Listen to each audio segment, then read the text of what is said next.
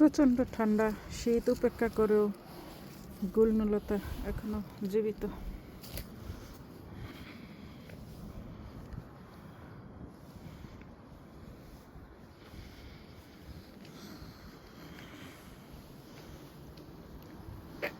এই গাছটার নাম রোজমারিন। খুব ক্ষুদ্র ছোট ছোট ফুল, কিন্তু ইউরোপের রান্নাটা এই মশলা না হইলে অসমাপ্তই থেকে যায়। একটা দারুণ ঘ্রাণের, খুব সুন্দর, গাছটার পাশেই খুব সুন্দর ঘ্রাণ, মুহু ঘ্রাণ। মাছ, মাংস, সবজি সব কিছুতেই ইউরোপিয়ানরা এই মশলাটা খুব ব্যবহার করে এবং খুব কড়া ঘ্রাণ, অসম্ভব সুন্দর কড়া একটা ঘ্রাণের মশলা। এর নাম রোজমারিন। হয়তো কোনো রোজ মেয়ের থেকেই রোজমারিনের জন্ম, যেমন পিৎজা মার্গারেতার থেকে পিৎজা জন্ম, এমনই হয়তো বা কোনো রোজ থেকেই এই রোজমারিনের জন্ম।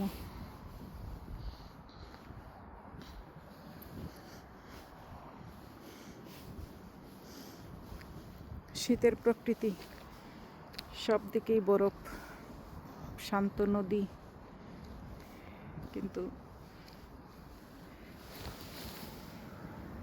বাংলাদেশ হলে থাকতো শিশির, ঘাসের উপরে শিশির বিন্দু, এখানে ঘাসের উপরে বরফের বিন্দু।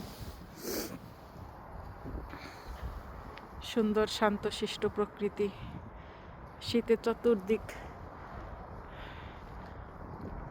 পত্রবিহীন গাছ,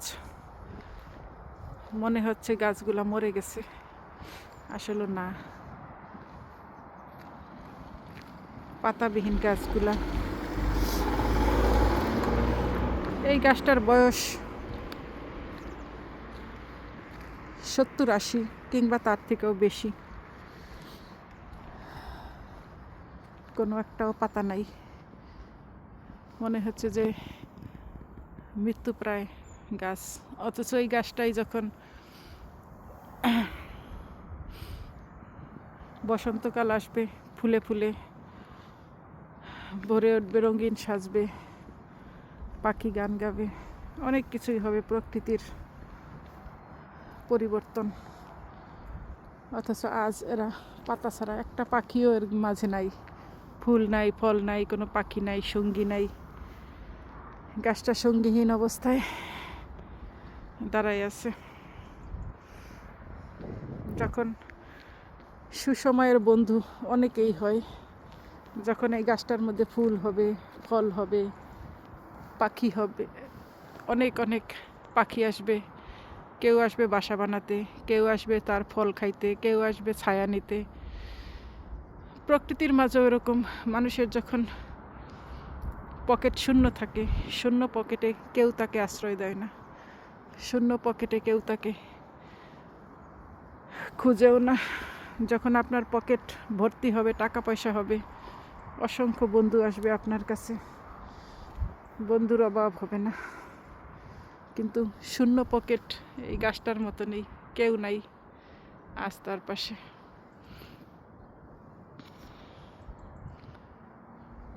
একাই শূন্যতার মাঝে দাঁড়িয়ে আছে একটা গাছ।